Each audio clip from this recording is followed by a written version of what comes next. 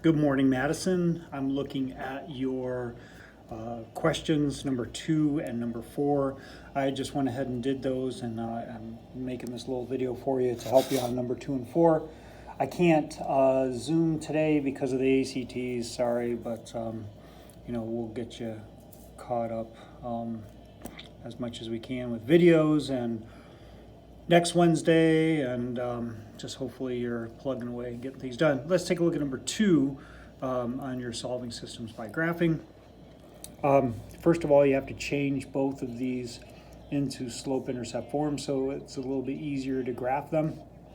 So this first one, I have the work down here.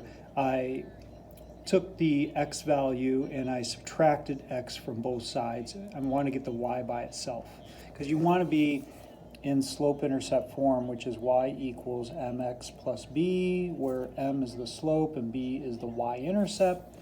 So when I do that, when I subtract x from both sides, I end up with negative y equals negative x plus 7, right?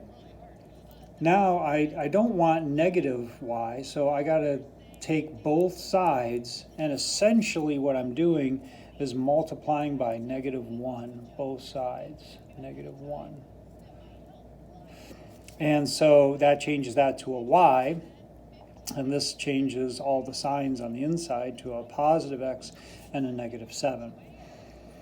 Okay, so if I were to graph this, I go to my y-intercept of negative 7 down here, I put a point there, and then my slope is a slope of 1. So that means it goes up 1 over 1, up 1 over 1, up 1 over 1, up 1 over 1, and I put a point. Up 1 over 1, put a point. Okay, and I just connect those dots, those points. This one, what I'm doing is I'm subtracting x from both sides, just like I did up here. And then the same thing. I don't want to know what negative y equals. I want to know what y equals. So I multiply both sides by that negative 1 value, and it changes the signs of everything. So what's negative becomes positive. So changes all of them to positive. So I go up to positive 4 as my y-intercept, and my slope is 1 again. So it goes up 1 over 1, up 1 over 1. Whenever you have the same slope and you graph it, you'll see that they're parallel to each other, so there's no solution. So you don't even need to graph it. Whenever you see the same slope, you're going to know that there's going to be no solution. They're never going to intersect, in other words. Number 4.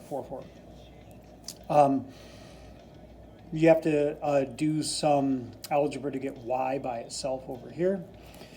So I subtracted 5x from both sides, and then I had to divide everything by 2 in order to get y by itself. That's this step. So then you see my y-intercept is 2, and my slope is a negative 5 over 2. So I'm going down 5 over 2, down 5 over 2. And I even got the previous one. This one, down 5 over 2, takes me to my y-intercept of 2. Okay? So remember, I got this negative 5x because I had positive 5x. I subtracted 5x from both sides in order to get y. And then how did I get the little 2 here? Well, I divided everything by 2. So that cancels out. I get y by itself. This is negative 5 divided by 2. Gives me a nice slope, the rise over the run, or this one's going down, so it's a negative slope. So that's how I got everything. And 4 divided by 2 is 2. This one, the second problem, I had to subtract 9x from both sides. So I subtracted 9x from both sides, and it ends up looking like this. And then I divide everything by 2 because I want to get y by itself, so I divide both sides by 2. So negative 9 divided by 2 looks like this, and just gives me the slope. I'm going down 9 over 2, and I'm going to start at 6 because 12 divided by 2 is 6. So I go up to 6, and I go down 9 over 2. There's my point of intersection right there. I only needed to make 2 points.